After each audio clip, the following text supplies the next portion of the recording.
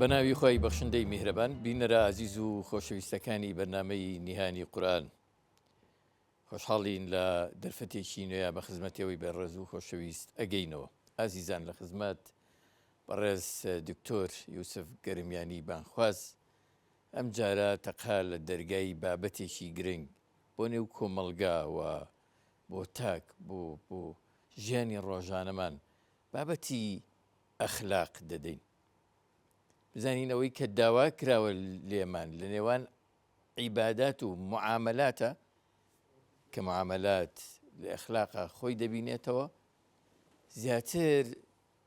گرنگی بە کامیان بدەین، هەردووچیان گرنگن،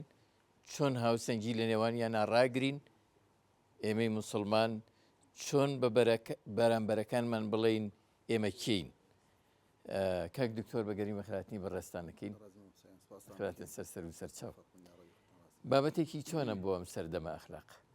وڵی بۆ هەموو سەردەمێکە ئەخلاق بابەتێکی زۆر گرنگە بە تایبەتی لەم سەردەمە کە ئێستا ئەم سەردەمە زیاتر جانبە مادیەکان وەجانی بەرژەوەندی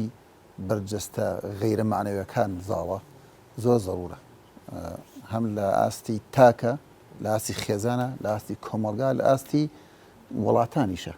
یعنی دین چ ڕۆڵێکە بینێ لەم نێوەندێ؟ من ئەگەر بە مختصرێک داخل بم، زانایەکی گەورەی ینی ئەهلی اختصاص لەم بابەتە و یەکێ لە ئائیمە گەورەکانی ئیسلام ابن القیم فەرمێت الدین كله خلق، دین هەر هەمووی ئەخلاق. فمن فاقك في الخلق، هەر کەسێ لە ئەخلاقە لە تۆ باشتر بوو لە دینە لە تۆ باشتر. ئەخلاق زۆر معنا گشتگیرە، ئەخلاق خلق و ئەدەب لەگەڵ خوای پەروەردگارە، خلق و ئەدەب لەگەڵ غەیرە خۆتە. دین هەر هەمووی ئەمەیە، هەر کەسێ لە ئەخلاق لە تۆ باشتر بێت دینی لە تۆ باشتر. لەگەڵمان بن لە ستۆدیۆی نیهانی قورئان پێکەوە دەردەشەی ئەم بابەتە. فەرموون. سلام علیکم. السلام عليكم. شلون سجان؟ فەرموون. السلام عليكم. السلام عليكم. السلام عليكم. شلون سجان؟ السلام عليكم. شلون سجان؟ السلام عليكم. شلون سجان؟ خێر بێ عزیزتان کێشە مامۆستاگیان فەرموون. بە ناوی خۆی بەخشندەی میهرەبان ئازیزان و خۆشەویستان، بە ناویەوەشەوە لە سەرەتای بەرنامە بە گەرمی بە خێرهاتنی کاک دیکتۆرەکەین. کاک دیکتۆر بەخێر بێن، زۆر خۆشحاڵ بووین. جارێکی تر لە بەرنامەکەیە پێکەوە گفتوگۆ لەسەر بابەتێکی گرنگی نێو کۆمەلگایەکەین. بەخێر بێن.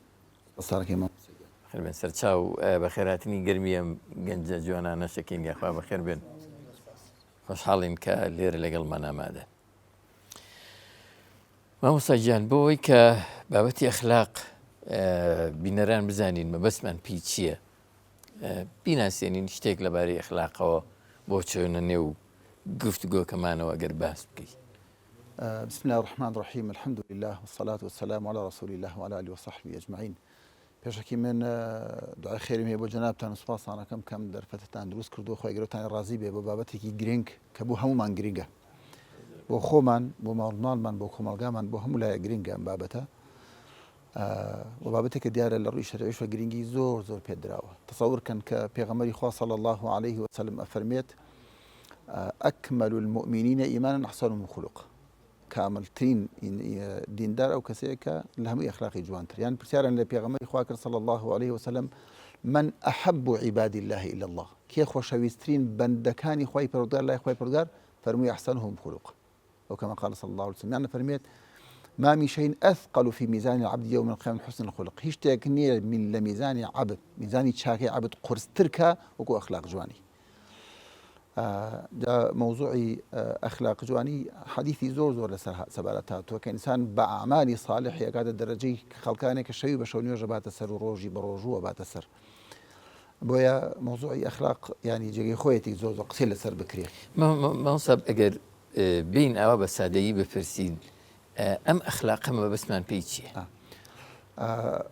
ئەوە من هەر ویستم بە گریگەکەی باس بکەم بڕووی ئەحادیثەوە، بۆیە پرسیاری جەنابەت ئەخلاق زانایان فەرموویانە ئێمە خەلقمان هەیە و خوڵقمان هەیە.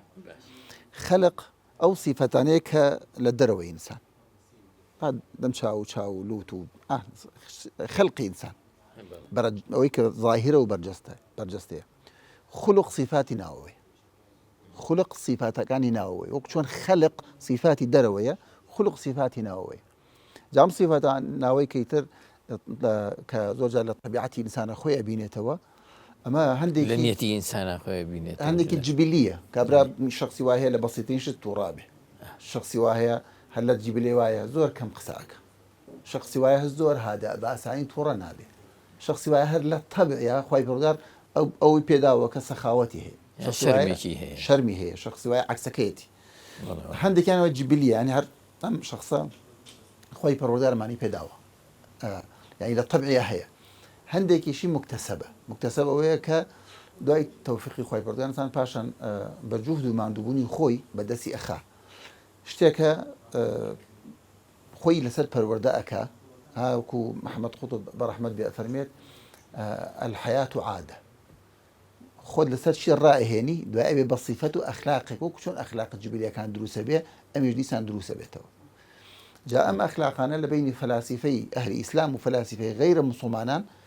خلافێکیان هەیە ئەوان دەڵێن طبیعەت و ئەخلاق ناگۆڕێ غەیرە موسڵمانان زۆریان واڵێن وەکو سەوتێکە چۆن کابرا سەوتی هاتووە هاتی یعنی مەبەستی ئەوانی دەرەوە شەیان ئەوانەی باس ئەوانی ناخەکەین ئەوانی ناخە بڵێ ئەنجا ئەوانی ناخی شاخر ئەوانی دەرەوە هەڵقوڵاوی ئەوانی ناخ لێ ڕاستەوە ئەوانی دەرەوە هەڵقوڵاوی ئەوانی پرسیارمانە بێت چۆن ئیسلامە بەڵام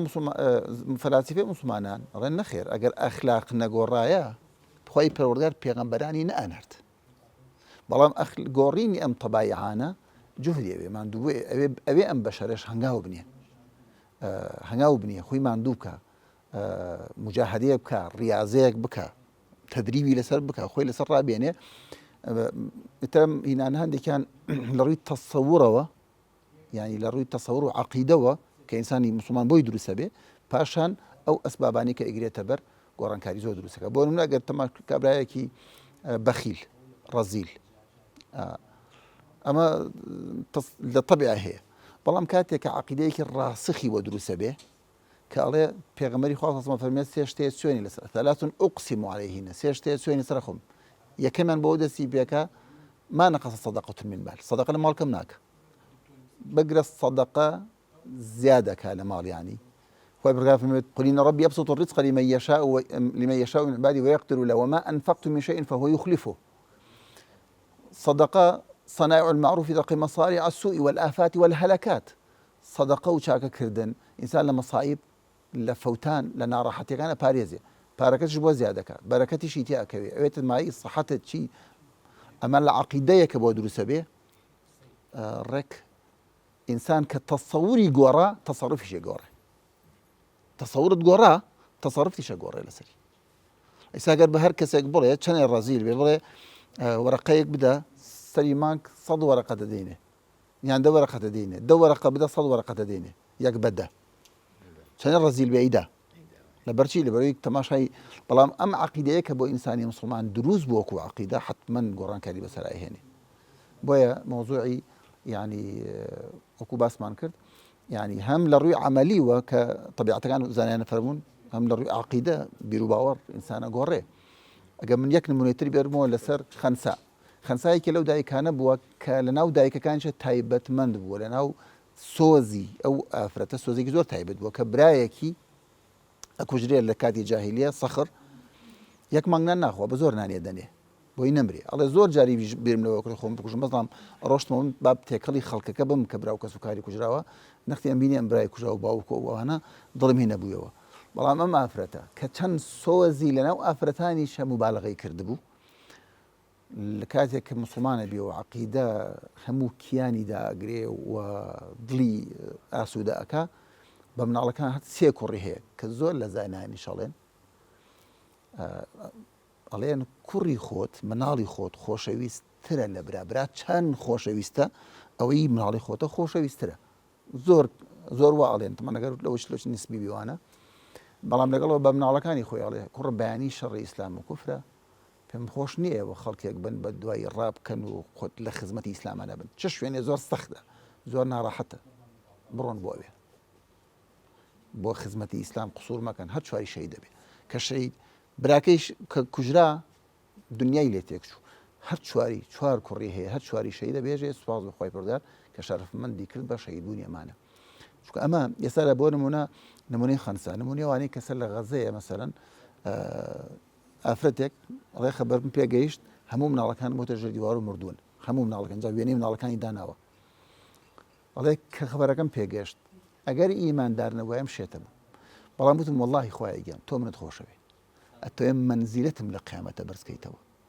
ئەتەوێ مەکانەتی گەورەم پێ ببەخشی ئەمە ویستو تا یعنی نیعمەتێکی گەورەم پێ ببەخشی یعنی کۆمەڵە قسەیەکە کات غیرە دیندار و ئیمان غیر دین و ئیمان ناتوانێ بم بۆ ئێستا لە ئەوروپا لە غەربان کشی سەرسامی ئەڵێن ئەم سەبر و ئارام گرتن و شوکرە چییە؟ ئەمە بەسم چی بۆ لێرە؟ ئەو نەظریەیەکی هەڵەیە کە فەلاسیفەی غیرە مسلمانان کەڵێن ئەخلاق و طەبیعەت ناگۆڕن نەخێر بە عەقیدەیەکی ڕەسەن و ناسینی خوای پەروەردگار و دین و ئیمان هەم تەسەووری و هەم تەسەڕوف و سلوکی ئەگۆڕ. ئەوەی مەطلوبە لە دینە هەرچەند بە جۆرێک لە جۆرەکان تۆ تەشید نەسەکردەوە با بەم شێوەیەش پرسیارەکەی لێ بکەی. ئەوەی مەطلوبە لە دینە لە بەندەکان لەسەر بەندەکان عیبادەتە یا معاملات و ئەخلاق؟ عیبادەت لەفزێکی زۆر شاملە معاملاتیشی تێداخلە عیبادەت گەر پێناسەی عیبادەت بکەین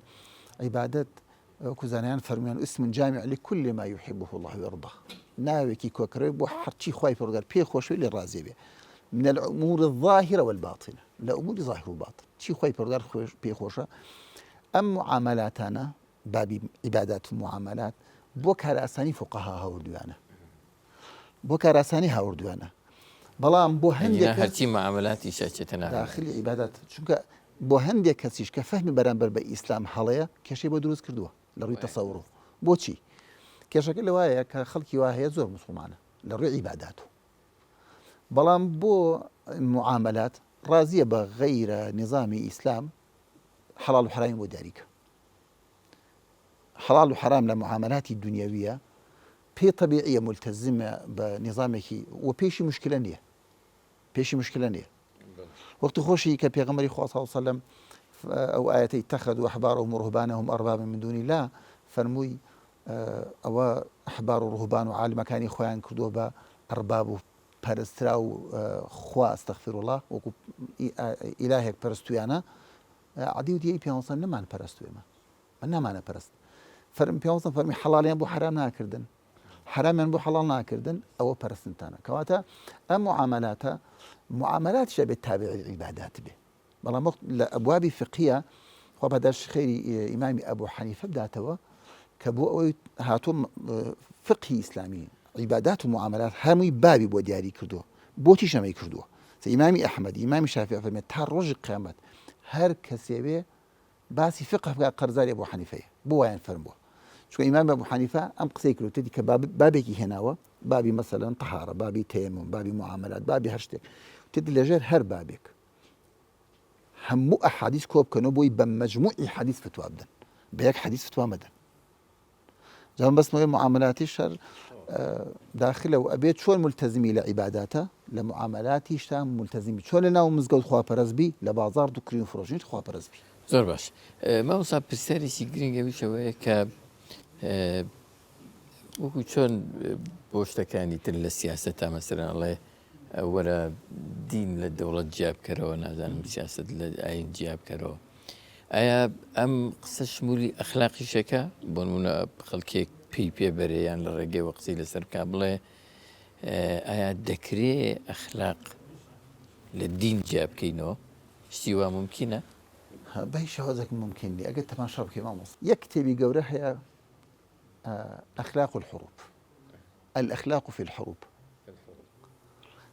أخلاق لحربة أخلاق لمجالسة آداب مجالس شيء أخلاق مجالس شيء أخلاق ملوك شيء أدب الصغير والكبير يعني أخلاق هيج بابت يعني أخلاق داخل النبي بيغمبري خاطر لكرين فروشتنا للتعاملي بيا ولا قال منال لقل دراوسيتا لبازارته أسلوب يعني شتێکنی ئەخلاقی داخل يعني وەکو چۆن دینداری ئەچێتێنەوە هەموو کایەکانەوە ئەخلاقیش بە شوێن مامۆستا زانیانە فەرموون هەموو ئەبوابی فقه أحاديثي فقه كوكر وناقد 6000 حديث ناقد 6000 حديث حل بابي طهارة وبيقرأ حتى كوتاي ناقد 6000 حديث بلام أخلاق لو أتيت أمام مبالغة نية 50,000 حديث زال للسلبي لبري هيج بابتك نية للشرع دسي بو أبي إلا وكو أبو يهن الزنا فرمانا كي أما أتشين دراستي سيرتي بيغمري خواكين صلى الله عليه وسلم هر بابتي كي أجرين وأزاني بيوصم إختصاص لين بابتك بو هر بابتي اللي روي أخلاق أسرة وأزاني بيوصم حتى نها غريك أسرة بو شو لحروب وأخلاقي بيوصم لقال منالة لقال الجنة لقال عابداني يهود ونصارايا لقال كنيسة ومعابدة كان يعني لقال خلقي بيرة لقال خلقي كلا شرع بزور هاورديانا بزور هاورديانا كتو لقال أو جيشية مراعاتي تايبتي هكراوة لقناو شركة مقاتلة كان تري كي الأخوار ويبلوغها منالك وهاوريا وقنجك خلطين راوة يعني تماشي الرحم لقال أسيرة بكا هر بابتك أجري لأسلوب تعامله تواوي معروف تواوي جواني تواوي بها تواوي الرحم تواوي سوز تواوي مهرباني تايا هر بابتك أجري وكوت ميسا إما آدابي مجلس آدابي شو أمانك أخلاقياتي مجلس إيكي قساكا شون قسي بينا بري كأي شي زاني مالي أزانم بويتها ومكا سلف فرميانا سفياني الثوري زور لو أنا أوتيانا ابن حبان وغيري وأنا أوتيانا والله جار وايا جنجي تقسمان بوكا بيشا إلى دايق بيك أو اشتمان زانيوة بلا ما يقول بوكا ميكم جاري بيسم يعني كتابكم لا يا استا طبعا ما بمختصرين نسيتي نزيكي صد خال بس لما جيتك كداني شي شلون تعاملك زعما بس ما هيج بابتك نية لا هيج رويكو إسلام لروي أخلاقي والتيروي إشباعي نكرد به جواب مجلسك أوشتانا سردميك كاك دكتور يعني بشيكي قوري جيان من بابلين تيدا أبينينەوە ئەویش ئەم سوۆشیال میدیایە سوۆشیال میدیا بۆتە بەشێک لە ژیانمان بۆتە بەشێک لە کار و هەڵس و کەوت و چودانم بەڕێکردن و نووسین و ئەوانەیە چۆن بتوانین لەم سەردەمەیە ئەخلاق لەوێ ببینینەوە یا مامەڵەیەکی ئەخلاقیانەی لەگەڵ بکەین ئەگەر وەکو جەنابت فەرمووی ئەخلاق چوو بێتە هەموو کایەکانەوە لە مەجلیسێکە لە مامەڵەیەکی بازاڕا لە ڕێڕۆشتنێکە ئەم هەموو کاتە ئەدەین بە سۆشیال میدیاکان لەوێ چۆن ممارەسەیەکی ئەخلاقی بکەین ماوەس هەر لەوێشە زانایان شتێکی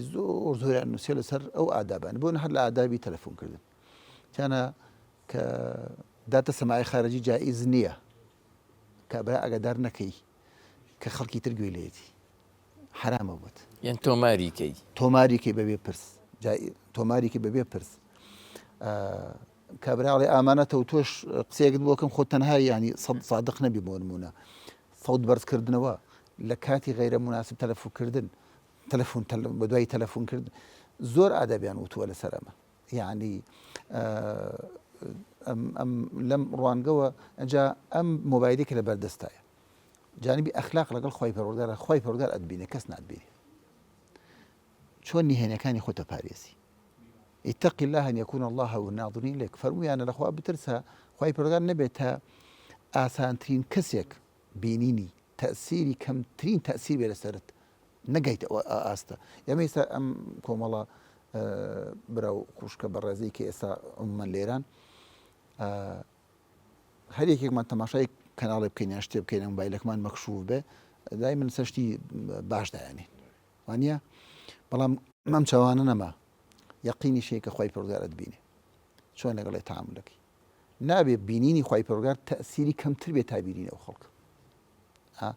یعنی بۆی ئەخلاق زانایان فەرموویانە حتا ئەخلاق لەگەڵ ئەگەر خۆت بە تەنهاش بووی لەناو خەڵکیشان نەبووی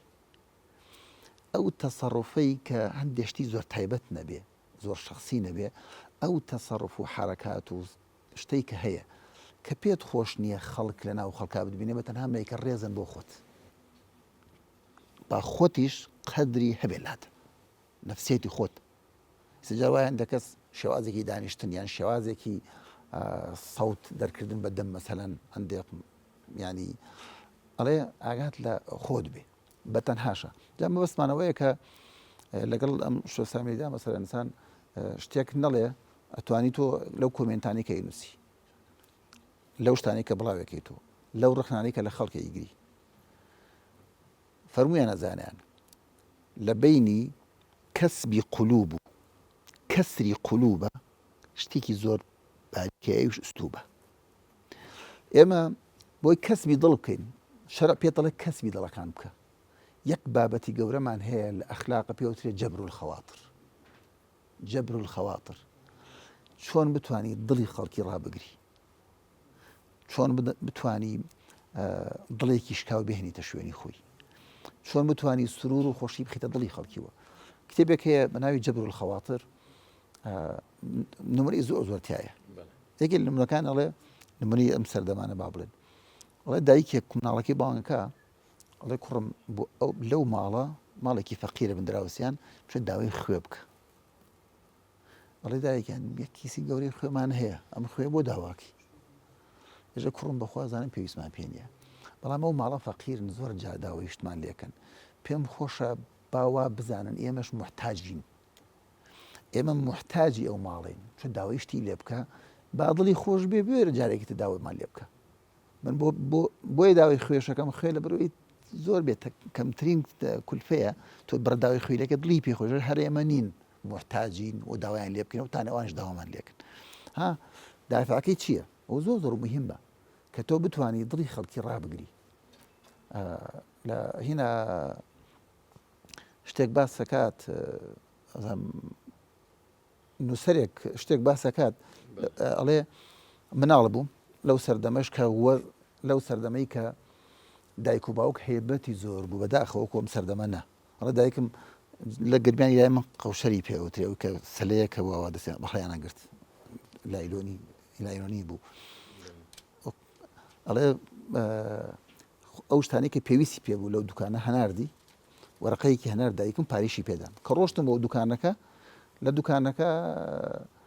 باقەکەی پێدامەوە چاوم کەوتە سەر کێک و پیپسیەک داوام کرد ئەڵێ وتە پارەکە تەواو بوو هاتمەوە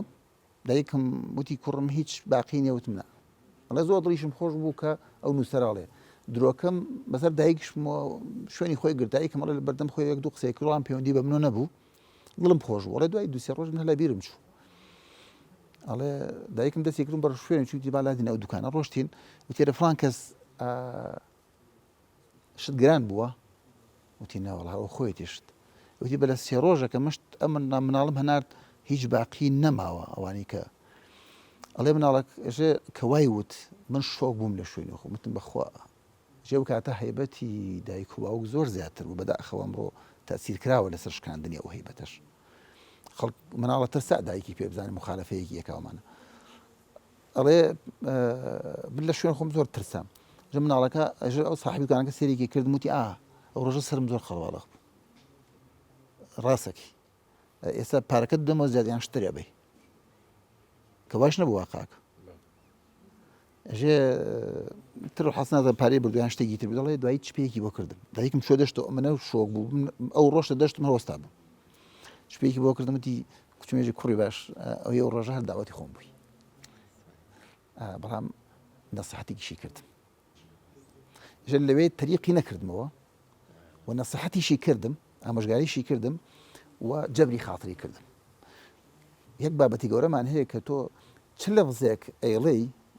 لەفزی وا هەیە کە تۆ دڵی بەرامبەرەکەت ئەشکێنی و لەفزی وا هەیە تۆ هەمان ئەستوو بەتوانی پەیامەکەت ئەگا بە ئەستووبێک کە مرتاحیشیکەی جا بۆیە هەندێک جار جەناوی مامۆستا کتێبێکی خوێنیتەوە مامەڵە و ئەخلاقی بەرزی زانایکی ئاینی بەرامبەر بە پێغەمبەری خوا بەرامبەر بە هاوڵانی بەرامبەر بە ئیمانداران تەنانەت بەرامبەر بە مەدینە کە پێغەمبەری خوای تیا ژیاوە ئەوەندە سەرنجت ڕائەکێشێ نییە ئیتر بە هەموو ژیانت تەسلیمە بی زۆر ینی مامەڵێکی بەرزی ئەخلاقیانیان کردو ئەوانەی کە لە ناو دینە تێگەیشتێکی باشیان بۆ دروست بووە ئەخلاق مامۆستا ڕەتیشی بەوە نییە کە بەرامبەرەکەت چییە مسلمانیان کافرەمان وقولوا للناس حسنا ناس مفسرين الله أم ناسا كافر ومسلمان قريتو يهود ونصارى شقريتو الله إمام القرطبي هنا بيتي الله طلحي كر عمر بعطاي بن كر ابن الرباحي وفرمو منزور بي خوش بمجلس كيدون طبعا عطاء كي قوري أمتي إسلام أو تابعي كي قوريه الله بيمت بلام من أنا رجل في حدة تنيكم تايا مجلسي توش أهلي أهوائي تايا خلقي بأهلي مبتدع وشتيش داني شو من بيم قصير رقة كم برامريان أي شوتي لا تفعل ما إيك قصير رقمك خوي پروردگار فرميت وقولوا للناس حسنا بلقال همو خلق اللفظ تنشيرين بيوشتي حسنا وجوان بلن وشتي قبيح وخراب ملن عليه فدخلت في هذه الآية اليهودية والنصرانية يهودي ونصراني ايش داخله بما لزماني حرباني لزماني تعاوني داخل فكيف بالحنيف يعني فكيف مساني كمسلمان جاء فرميه هارون رشيد ككابراك هاد ولا يترقب ولا قال يعني وتي فرانكس خوي پروردگار لتو چاكتري هنرده ولا إلا من خرابتر موسى وهارون هنرده ولا فرعون فقولا له قولا لينا بوها تعامل مغلاكي جابويا نك هر لفظي چاك لقال خلقه تعامل كردن بلكو خوي برغا في الموق آياتك ترى فرميت وقل لعبادي يقول التي هي أحسن لناو تشاكو تشاكتر تشاكترين بكار بيرا صحابة ما ينزور جوان تطبيق كردوا كبسيار أن عباس إمامي بيغمري خواكر صلى الله عليه وسلم تمانيان فريقيها بولا أو قورة تربوك وتمن فرميان أنت أكبر أم رسول الله صلى الله عليه وسلم تو قورة يعني بيغمري خوا صلى الله عليه وسلم هات تماشا كانت شوان فيري كردون شر اختياري أفضل كاللفظة فرمي رسول الله أكبر مني بيغمري خوا لمن قورتره حزينك بالله من لو قورترم رسول الله أكبر مني بيغمري خوا صلى الله عليه وسلم لمن قورتره ولكني ولدت قبله بس من بيش ولا دايق بو للروايات فرمي رسول الله أكبر مني ولكن أسن منه من لو بتمنترم يعني إمام عمر كما قرأ شوانا كما الخلق كي بيني تماشى يعني كرت ناني ناسي أهلي داربو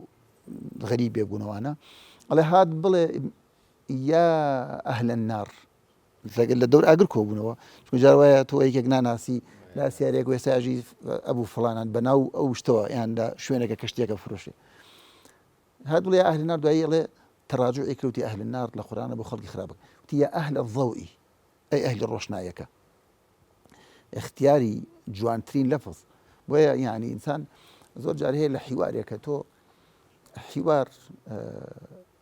بو فرض الرأي بو عرض الرأي كيتو وكسبي موقفك جرينترنية تولك المسلمان كتاوكو كسبي ضلي جابوا عندك جناي إنسانك برامر بهم خلقيش تنان ده بيجو برامر بهم جاندارانيش يعني ما ملاك ثاني إيمان دار هي أما ده نقول لك جانداري كيشا دولاري مجلس دروك مثلا بانجي كاو بعملين توشك هيسي بينامي كما عندك كات لشنا نباو أو أصلا أو موضوع عشتي ما شاء الله ما وساق وجاركش بس معك دايم شتي باش خلاص أحاديثك زور معنية نقدس أحاديثك زور معنية لتعامل كلنا قال حيوانات أخلاقيات اللي قال حيوانات شلون بي بيغمري خاصة صار لسفرك الروش تماشاي كرد تيريك برز به تداء بزيت وهرينك ومانا يترزانية ما شبرز كراوة وتي من فجع هذا بولدها كي أما توشي تمجيت ضل راول كي كردوا توشي نار حتي كردوا بهوي بچكا كان يوا والله يا بيغمري خاصة بيني من بس كاي من هاردو فرمي ردوا إليها ولدها يان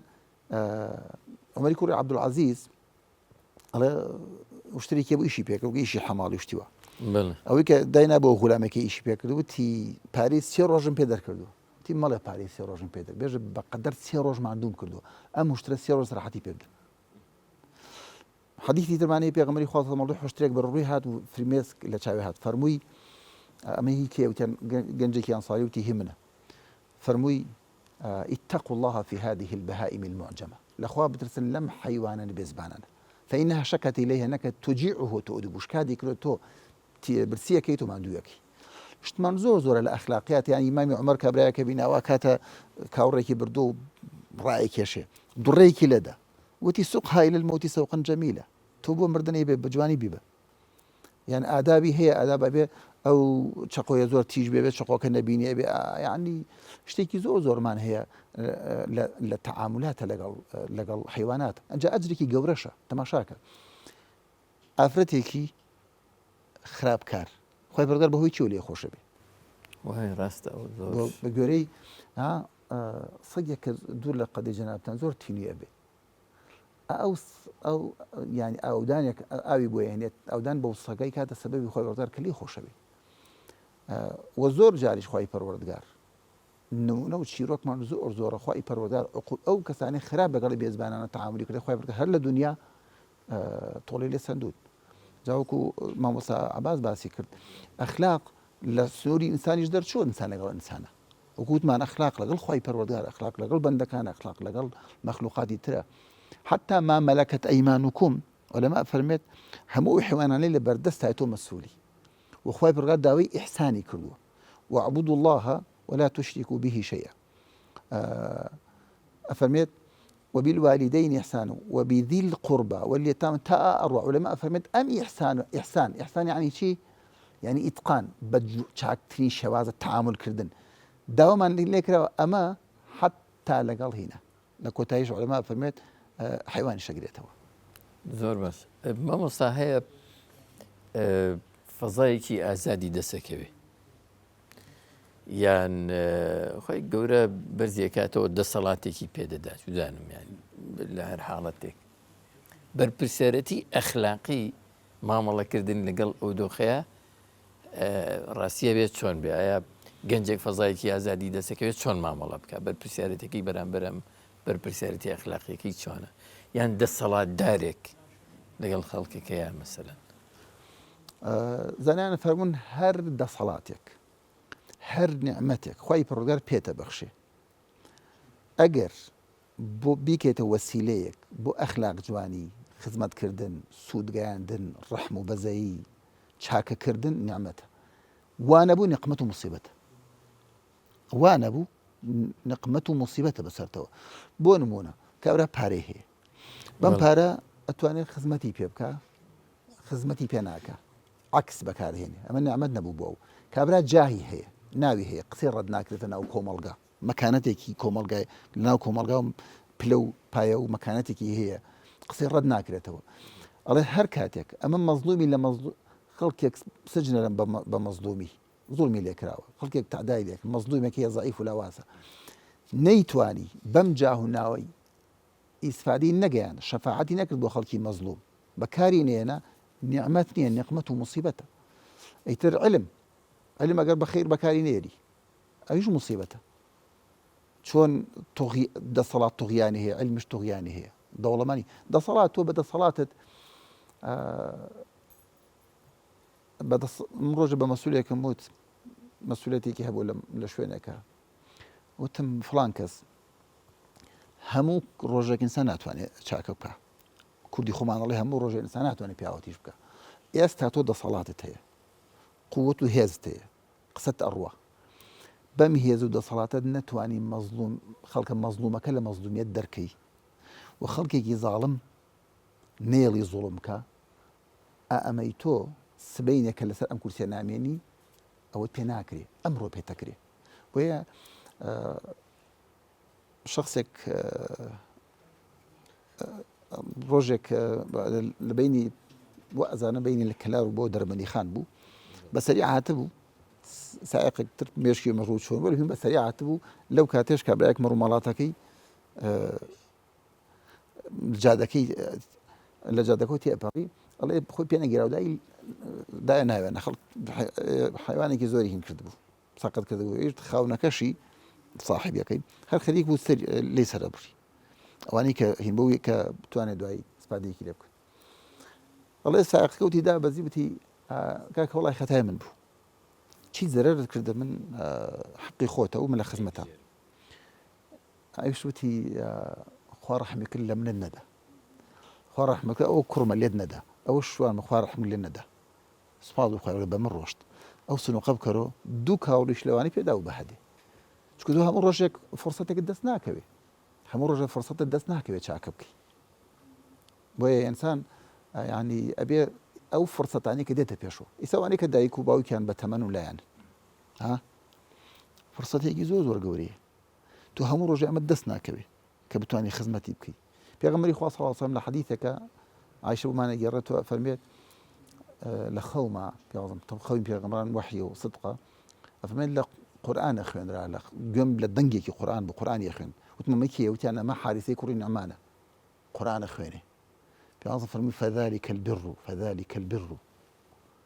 كان أبر الناس بأمي فەرمووی ئەوەس بەرهەمی چاکەکردنە ئەوە بەرهەمی چاکەکردنە ابن عباس کابرایەک هات بۆ لای وتی ابن عباس قەتلێکم کردووە پێشتر قەتێکم کردووە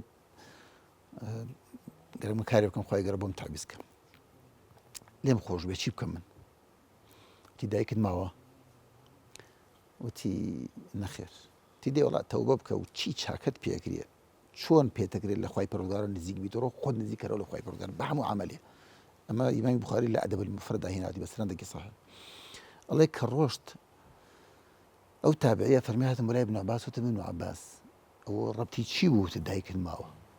منیش ویستم هەمان پرسیاری وتی وەڵڵاهی هیچ عەمەلێک شک نابم عەبد لە خواوە نزیک کاتەوە وەکو خزمەتکردنی دایک ئەمە ئەنجا لە ئادابی تەعاملکردن نایە بە چاوی تیژۆ تەماشایکەی ئەجا ئەم حادیثەی کوڕی نوعمانێکی پێغەمبەر صلی الله علیه و سلم فەرمێت گوێم لە سەوتی بوو قورئانی خوێند ئەڵێن لە خزمەتی دایکی بۆ دایم هەر جارێکیش دایکی تەڵەبێکی بکردایە بۆ ئەوەی دایکی عەزیز نەدایک گوێیشی پێ نەبوایە لە دایکی دووبارەی ناکرێتەوە دایکم بەبێ ئەوەی دایکی بزانێت دایکم چی وت ئێژێ بۆی عەزیەتی نەدا بە دووبارەکردنەوەی جارێکی تری بەوانی کە دانیشتووی دایکم چی وت جا مەبەستم ئەوەیە کە ماسە هەیە خەبە من ئەم قسە ئەوە پرسیارە بکەم ڕانەیە نیش بێ فزولیش بێ هەیەڵێ دایکم خراپە ئیتر نازانم یعنی باڵێن لە خۆ لەوانەیە لە مامەڵێکی ئاسان ناخراب بێ نەک لە خۆ ئێمە کۆمەڵگەیەکی ئەوەمان هەیە مبەڕیرە خوای پەروەردگار نەیفەرمووە وەصەینا الئینسانە بیوالدەیه عەدلە وەصەینا الئینسانە بیوالدەیه ئیحسانە جا هەرچەند عەدلەکەیش بوایە هەر ئەو مانای نائەگەیاند بەڵام ئیحسان یعنی ئیتقان بە باشترین شێواز چاکە یان خراپە بێت تۆ چاک بی جارێ تۆ ئەوەڵەن لەسەرتا چاک ببی وەلا تەقل لەهما ئوف چاک بێ یان خراپ ئەبێت تۆ هەر چاک بێ ئەمە یەک دووهەمیش هەدە خەڵک ئەم ئوسلوبەیشی خراپە لەگەڵ خزمی شێژە ئەو نایە بن بۆ بچم ئەو چاکنێن بۆ نا تۆ بدایەتەن ئیسلام ئەخلاق ڕەد فعل نییە ئەخلاق فعلە تۆ ئەبێ چاکە بکەی نەک چاکێکە چاکاکەم خراپەی خراپاکەم ئیسلام ئەخلاقی نەکردووە بە ڕەد فعل چاکەی کرد من سێری فعلی ئەوەکەم نا دایک زۆر جار دایکە کاتە تەمەنێت تۆ ئەسڵەن لێت حاڵی نابێ دایک جار وایە شێتە ینی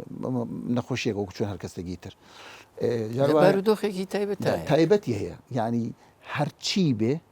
ئیمامی شافعی پرسیاریان لێ کرد ئایا توانی خصومە لەگەڵ دایک و باوکەکەی بۆ نمونە مناقشەیەکی لەگەڵا بکەی فەرمووی لە مەجلسێکە مناقشەیەکی بۆ بکەی بۆی بیسەلمێنی ئەو غەڵەتە مخاسمەی بکەی ئەمە لە عقوقایە وتێ ئی ناکرێ مناقشە ئەو شتانە بکەی لەگەڵ دایک دوور لە قەدەی جەنابتان وتی حتا لەگەڵ نعلەکانیشە ناتوانێت بۆی وایە ئیمامی شافعی بۆ یەکەی تر بیر مەکەنەوە لەوەی کە بتوێت لەگەڵ دایکە بۆ شێوازێک تەعامل بکەی جا لەبەرەوە ئەم بابەتانە لە ڕووی شەرعیوە لە ڕووی ئەخلاقیات تۆ تەماشای بەرامبەر ناکەی تۆ عملی ساڵحەکەی بۆ خۆت اینجا هەرچیش بکەی هەر چاکێ و نادێتەوە ماسە بە هەندێک باسی لە نێوان ئیمان و ئەخلاق هەندێک گفتوگۆ لەسەر ئەمە بکەین ئایا توانین بڵێین کامیان لە پێشترە زانایان فەرموویانە ئیمانی ڕەسەن ئەخلاقی جوان بەرهەمەهێنێ هەر کەسێ ئەخلاقی جوان نەبوو خەلەل لە ئیمانی هەیە بە ئیمانی سەحیح و ڕەسەن و جوان ئیلا وەکو نەتیجەی ئەخلاقێکی فاضل و جوانە هێنێت ئەخلاقی باش نەبوو خەلەل لە دینێتی ئیتر چۆن تەلەبەمان هەیە ژە کاکە بەعین تایارە لە مزگەوتە وەکو تەلەبەیە چۆن بەعین تایارە خوێنە دوای لە سەدە بیسێنێ خەلەلێک هەیە ناکرێت بەعین تایارە خوێنە و بیست بێنێ خەلەلێک هەیە ئەخلاقی جوان نەبوو خەرەلە لە دینی یعنی چونکە بۆ خەتەریشە طبعاً ئەگونجێ جاروای پێغەمبەری خوا صلی الله علیه و سلم یا رسول الله ئافرەتەکەی شەوانی بە شەو نوێژە باتە سەر ڕۆژووی ڕۆژانی بە ڕۆژوە باتە سەر سەدەقە شەکە سەدەقەی زۆری شەکە بەڵام بە زمانی عەزیەتی دراوسەکەیدا فەرمی هي في النار لە تەفسیرەکەیش العلماء فەرموویانە الله لا خير فيها هي في النار يعني هي تريشمان هي عكسي أوه يعني عباداتێکی زۆری نەبوو يعني ئەگونجێ مامۆستا کەسی متدەین یان دیندار بێ و ئەخلاقی لە جێی خۆیانە بێت کامڵ نەبێ ئەگونجێت لەبەرەوەی باش لە دینداریەکە حاڵی نەبوو بێ باش لە دینداریەکی حاڵی نەبوو بێ ئەو نەتیجە ئەبێ سێمە خەڵک بۆیە لە زانایان زۆرجار ئاماژە بۆواکەن کە یەکێک داوایەکی کرد ترضون دينه وخلقه دينه وخلقه نافەرمێکێکیان یەکێکیان مەرج نییە لە ئەویتریان بە شوێن خۆیان موضوعی خلقه علماء فەرموون خۆ ئەگەر دینێکی ڕەسەمی خولق داخل بە دینە بەڵام جار وا هەیە کابرا بینی خۆی و خوای پەروەردگار نوێژ و تاعیباتەکانی باشە بەڵام بینی خۆی و خەڵکی خراپە جا لە بینی خۆت و خەڵکیش کە خراپ بوو دیارە ئەمە باش لە خوای پەروەردگار حاڵی نەبوو دینداریەتەکەی باش نەکردووە مەسا ئەکرێ بکرێتە پێوەەر ینی مثل ئینسانێک بە ئەخلاق و مامەڵەیە بی پێوی ئیمانەکەی بە پێوی جوزانم دینداریەکەی بە پێوی مسلمان ئەگەر ئەخلاقی چاک بوو مامۆسا ئێستا زانایان ئەفەرموون بۆچی ئەفەرمێت ئینسانی ئەخلاق باش حەدیسەکە ئەفەرمێ بەهۆی ئەخلاقی و یودریک العەبد ئەفەرمێت ئەگا بە مەرتەبەی القائم الصائم بەڕۆژە بە ڕۆژوو بێ بە شەویشە بە شەو نوێژ بکە زانای قسەیەکی زۆر جوانەکە بۆ ئیسحاقی حوەینی بە ڕەحمەت بێ ئەفەرمێ ئەوانەی کە ئەخلاقیان جوانە حەسەناتەکانیان کەمیش بێ بۆیانە چێ دە قیامەت عەزیزی کەسیان نەداوە خەڵ حەقیان لە داوای حەقیان لێ بکە ئەوە حەسەناتی چەند زۆر بێ ئەوانەی کە ئەخلاقیان باش نی نایبنە قیامەت خەڵکەی بە غیبەتی ئەمی کردووە عەزیەتی ئەویدا دڵی ئەویش کاندووە زوڵمی لەم کردووە ئەوی تەریق کردوێتەوە ئەمانە هەر هەمووی بۆیە وەکیع کەبرایەک جوێنی پێدە ئیمامی وەکیع ئیمام وەکیعێکی لە شێخەکانی ئیمامی شافعی بوو یەکێ جوێنی پێدا ئەڵێن ئەلا تەڕود ڕەدی نادەیتەوە ئەڵێ وەلیمە تەعەلەمت العلم جا بۆ عیلمم بۆچی خوێندووە هەر کەسێک جوێنێکم پێ بدا ڕەدی عیلمم بۆچی خوێندووە يعني تماشاكە علمیش علم و ئیمان ئەخلاقی لەگەڵا نەبوو خەلەلێکی گەورەی تایە جاوتی علمم بۆچی خوێندووە من ئەگەر ئێمەم شێخ عوسەیمین قسەیەکی عەجیب باسکە بە ڕەحمەت بێ ئەڵێ خەوم بینی لە خەومە عەبدوڕەحمان ناصر سعدی وتم وەزعت چۆنە تی وەڵا خوا لێی خۆش بووم وەزعم زۆر باشە لە بەهەشتم طبعا لە هەموو بابەتێکە علمی نووسیوە و پیاوە من لەوە چێکە پرسیار لە ظاهری خۆم مەسەلەن سێرم کراژن بۆچی بەهۆی تەفسیرەکەی وەبێ تەفسیرەکەی زۆر لە عالەمی ئیسلامی قبولی هەیە ئەڵێ لە خەوە پێم وت شێخ عوسەیمین چی زۆر ئیسفادی پێگەیاندی لەو دنیا فەرمووی حوسن الخلق جا ئەم پیاوە ئەڵێ کە ئەچوو بۆ مزگەوت زۆر جار بڕێت ئەم پیشەی بوو زۆر جار چکلێت و شتوانەیە برد و مناڵی شتی ببینایە دڵیانی خۆشە کرد یعنی ئەمە یەکێ لە صفاتەکان یعنی بۆی مۆزوعی مەسا بیستم لە زانایەکە فەرمێ دینێک بە کەڵکی دنیات نەیە بە کەڵکی ئاخرەتیشت نایە جاء حديثك فرميت صنائع المعروف تقي مصارع السوء والآفات والهلكات وأهل المعروف في الدنيا هم أهل المعروف في الآخرة أو كما قال صلى الله عليه وسلم وأهل المنكر في الدنيا أهل المنكر في الآخرة حديثك صحيحة أمانيك أهل معروف للدنيا أهل شاكن أهل سودن أهل الرحم وبزي وسوزن لفظا تعامليا أهل شاكن لو دنيا بشاكن ناسري لقيامتش بپاداشتی ئەو چاکانە يعني هەندێک لە زانایان فەرموویانە معروف زۆر بکە چونکە لە قەبرە چاکە و معروف ئونسی تۆن يعني مۆزوعی ئەخلاق جوانی لە هەر ڕێک و تەماشای بکەی ئەوەی کە ئەحادیثەکان هاتوون ئەوەی کە لە فەرموودەی عولەما باسی ئەخلاقی کردووە هیچ شتێکی پێ ناگە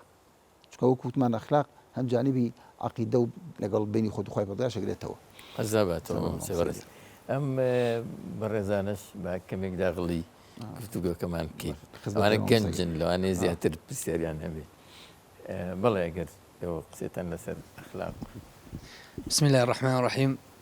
بناي خوي قوري ميربان ما مصطفى برس دەستخۆشی لە جەنابتەکەم دەستخۆشی لە مامۆستا بەڕێزەکەم قوربانە بووم ماندوو نەبن مامۆستا گیان تا چنێک گرنگە ئینسانی موسڵمان ئەخلاقی نیشانی کۆمەلگا بدات. ئەخلاق جارێ پێش کۆمەڵگا هەر گەرەکە هەیبێ ئەگەر خۆی تەنها لەسەر ئەرز بێ ئەخلاق خۆت تەنها لەسەر ئەرزابیە بێ هەت بێ. عومەری کوڕی عەبدولعەزیز ئەی فەرموو بانگەوازی خەڵک بکەن هەر بە حادئی بە سامیتانە ادعوا الله وأنتم صامتون إمام ذهبي هێنێتەوە فەرمویان چۆن بەبێت تیبی ئەخلاقی کون ئەوەی کە ئەخلاق يعني أخلاق با خەڵکی دین لە ئەگەر بمانەوێ دیندارێکی ڕەسەم بکەین با خەڵقی دین لە ئەخلاقمان ببینێ. پێغەمبەری خوا صلی الله عليه وسلم زانایان نەفەرموون هیچ شتێک ئەوەی ئەخلاقی پێغەمبەر سەلەم خەڵکی داخل بە ئیسلام نەکردو. چونکە زۆر جاری کابرا لە قسە تا ئیسلام ببینێ بەس لە هەڵس و کەوتە تەعامل تەنایبینێ ئەو مصیبەتە. چونکە ناو کۆمەڵگا تەماشاکەن ئیسلام ئەخلاقێکی نیفاقیشی ناوێ. ئێستا خەڵکی وا هەیە بۆنە دایک و باوکێکی پیری هەیە بۆ نمونە لەبەر عەیبە خوفڕی نادا لەبەر سمعەتی خۆی ناو خەڵکە لە ماڵە خزمەتێکە بەس احترامی ناگرێ هەزار ئاف و ئۆفە لە دەستێکە ڕوونە نازانمەوە تۆ چەندێ خزمەتەکەی موهیمە سەد ئەوەنە احترامەکەی کە هەست بکە کە تۆ زۆر پیرۆزی لە ماڵە زۆر بەڕێزی لە ماڵە زۆر گەورەی لە ماڵە ببی بە قوربانی ینی بۆیە هەر جانبەکەی نەک لە ناو کۆمەڵگا هەندێک کەسمان هەیە لە ناو مجتەمەع و کۆمەڵگا زۆر بە ئەخلاق لە ماڵی خۆیان وان نییە لە ماڵی خۆیان وان نییە. زانایان پێمان دەڵێن باسی هەندێک لە سەلەفمان بۆکەن باسی وازم زەیدی کوڕی ثابت ئەڵێ کانە ئەفکەه الناس فی بەیتی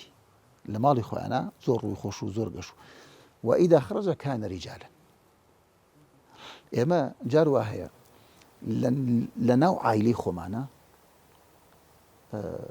تەعاملمان زبرە ستومان خۆش نییە لەفزمان شیرین نییە بەڵام لە دەرەوە نا ئەوەی کە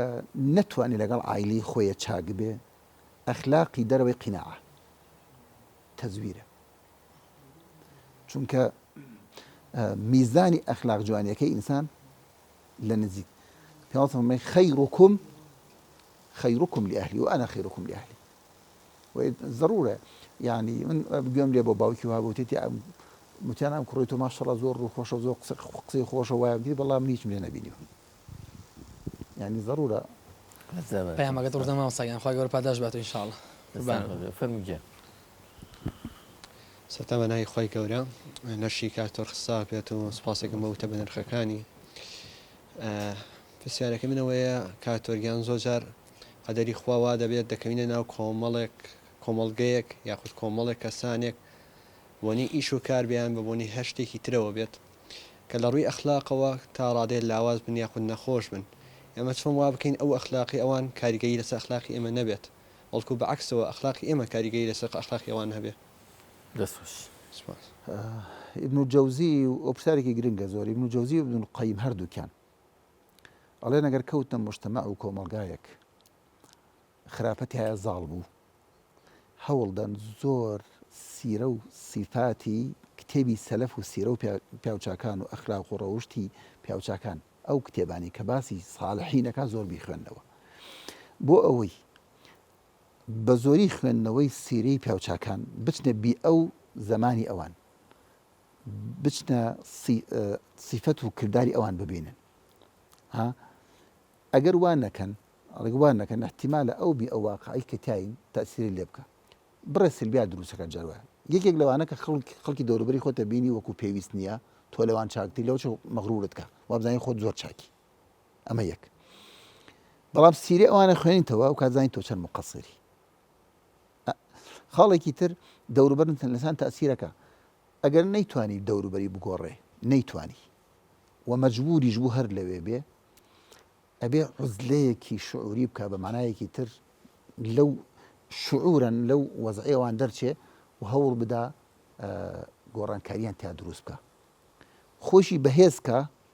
بینی خۆی خۆی پەروەردگار بە عیبادات ئینا سەنوڵقی عەلەیکە قەولەن ثەقیلە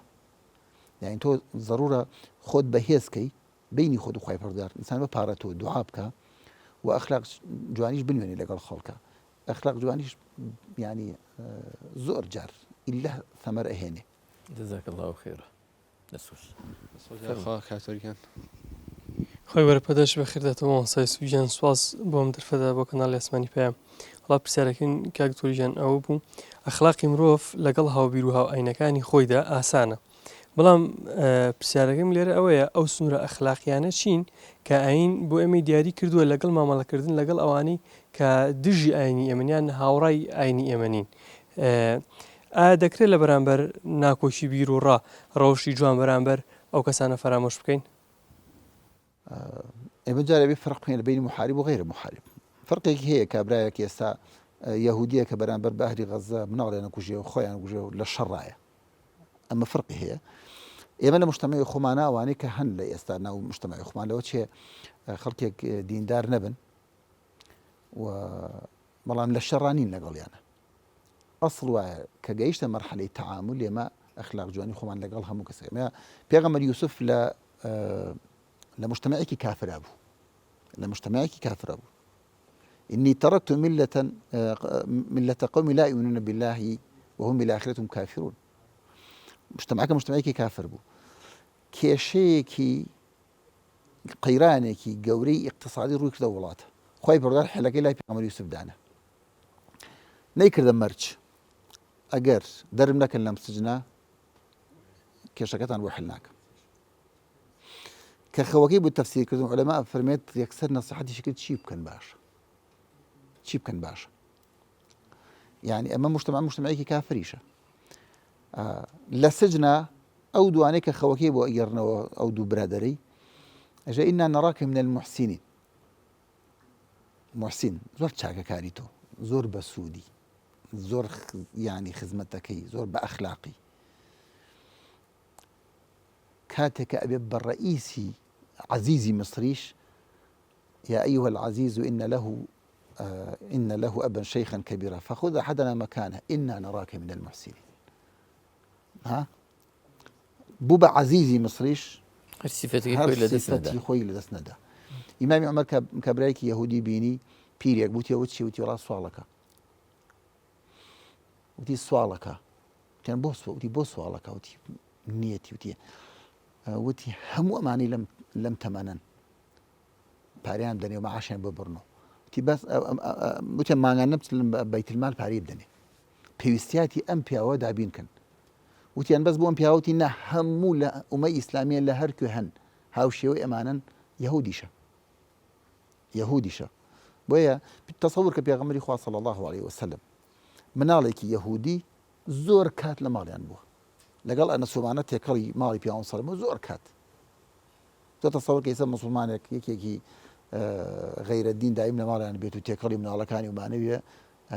خەڵک نەزەری چۆنە بێ کە نەخۆشی شەکەوێ و کاتەڵێک کە گەنجە بێ نەخۆشەکەوێ هەر بیدایەتی گەنجی نەخۆشەکەوێ پێوەڵم چێ زیارەتێکە سەردانێکە لەوێ پێژە لا ئیلاها ئیلەڵڵاه بڵێ سێریکی باوکێکە ئەطع ئەبەلقاسم لەوێ شایەت بەقسی پێوەڵم شایەتمانی هەیە پێوەڵم زۆر شکری خوا کە و دڵی خۆشە بێ کە بۆ سەبەبی هیدایەتدانی ئەو ئەخلاقی بەرزی پێغەمبەرەوە ڕاست سپاس تۆزێکێکە بە خێراییش بێ زۆر باش وەڵا کاکتۆریا منەوە پرسیارەمە بوو ئەخلاق جوانی چی مەرتەبێکیە لە دینە یان بە شێوەیەتر بڵێن ئەخلاق جوانی مەرتەبی لە عیبادەتە چییە بڵێ بەو شێوە پاداشتەکەی یان مەرتەبی لە دینە مەرتەبەکەی چییە و پاداشتەکەشی چییە پێوەڵم فەرمێت ئەنا ضامن ببەیت فی ئەعلى الجنة دوو مەرتەبەی تر باسەکە یەکیان فی رەبەض الجنة يكن لو وسطي كديت أخلاق فمن أنا ضامن بيت في أعلى الجنة لمن حسن خلقه مالك لا لا يبهشت يعني فرميت أكمل المؤمنين بداية أمر كامل ترين إيمان دار أحسنهم خلقا يعني فرميت إن أحبكم إلي ما حد جاي بيشتري باسكو يعني خوش بيستري كسلا يخوي برضه كي فرمي أحسنهم خلقا أنت بو خوش فرميت إن أحبكم إلي خوش بيسترين تان لايمن وأقربكم مني مجلسا نزيك ترين تان لايمن مجلس تان لما رسي قيامتها أحاسنكم أخلاق جزاكم الله خيرا دەست فەرموو زۆر سپاس بۆ ئەم دەرفەتەتان وڵی ویستم پرسیارە لە خزمەتی جەنابتانە بکەم ئەویش ئەوەیە تا چەند گرینگە ئاوێتەکردنی ئەخلاق و دین بەیەکەوە و ئەو جوانیانە چین کە لە کاتێکە ئەو ئەخلاق و دین لە نەفسێکە لە ئینسانەکە کۆ ئەبێتەوە دەستان خۆش ما جمان پێگرت دینی ڕەسەنمان نییە بە بێ ئەخلاقێکی جوان ئەخلاقی جوان بەرهەمی دینێکی ڕەسەن دینداریەکی ڕەسەن یعنی ئەوەی کە لە خۆی پەروەردگار ئەوەی خۆی پەروەردگاری خۆش بوێ ئەبێ ئەوە بکە کە خۆی پەروەردگار خۆشیەوێ هیچ شتێکیش یعنی ئەخلاق جوانی سەبەبێکە بۆ ئەوەی کە ببێ خۆشەویستترین بەندەکانی خۆی پەروەردگار و پێغەمبەری خوا صلی الله عليه وسلم دیارە خۆی پەروەردگار هەناردوێتی قودوەیە کە لەقەد كان لكم في رسول الله أسوة حسنة دەی پێغەمبەری خوا چۆن تەعاملی کردووە لە ئەخلاقیاتە لە عیباداتە ئەبێ ئینسان وا بێت بەشێک لە ئیسلام نەگرێت بەشێکی گەوری لە ترکە کە ئەخلاقیات جزاك الله خيرا بسم الله الرحمن الرحيم الحمد لله رب العالمين الصلاة والسلام على رسوله الأمين وعلى آله وأصحابه أجمعين مام صيان زوج باسكم دستان خوش بأخوات زوج باسي برنامجتانكم والله بسالك ما بعزدنا به هرچنك جوابي هنيك داي وبساركان أيا أخلاق التي سرتاويك وهاتوا وهروها أخلاق مروف داينا وياخد جيجيلو لسروش تابوني هي أخلاق من بيوشت بتمان كومالشتك هي لجبلي إنسان هي خوي برضه بعد روسي كردو أنجا أخلاق اشتا معروف وشاكا كان اشتي معروف وشاكا خوي برضه أفرميت باسي أفرتك أفرميت وعاشروهن بالمعروف زانانا بالمعروف تشيه همو شاكيك اتر أخلاق أويك الشرع أخلاقي دانا أو أخلاق چونکە ئەگەر ما بەست ئەوە بێ ئایا ئێمە ئەتوانین خۆمان دیاری ئەخلاق جوان و ئەخلاق ناشتی بکەین نفسی بەشەر لەناو خۆی بەگەر لە فیترەتی ئینسانە حبی جوانی داناوە بەڵام لەبەرەوەی ئینسانە نفسی ئەمارەی هەیە ئەم ئینسانە مەصالحی هەیە ئەم ئینسانە بەرژەوەندی هەیە ئەم ئینسانە حبی دنیا و ماڵ و کۆمەڵە شتێکی هەیە ناتوانێت ئینسانە ناقصە لەوەی کە بتوانێت ئەخلاقی جوان ئەخلاقی غێر جوان هەمووی جاکاتەوە وهي أخلاق يعملها شرعية. دەستان خۆش بێ کاک دکتۆر مادومان کردی گەرمان نازات وای گەورە ئینشاءالله بە چاکە بۆتان بنووسێ زۆر سپاس بۆ ئێوەش کە ئەزیێتان کێشەوە ئەمڕۆ شەرفمەندتان کردین ئامادە بوون لە بەرنامەکەمان ئینشاءالله بێتە چاکە بۆ ئێوەش دەستخۆشیش لە هاوکارانی بەڕێزم مەکەم ستافکەی کاگاریان زۆر دڵسۆزانەمان دوو بوون لەگەڵمان سپاسیانەکەین بینەرە عەزیز و خۆشەویستەکان تا شوێکی دیکە دێینەوە خزمەتانە ئینشاءالله خۆی گەورەتانە سپێرین و السلام عەلەیکم ورحمة الله وبركاته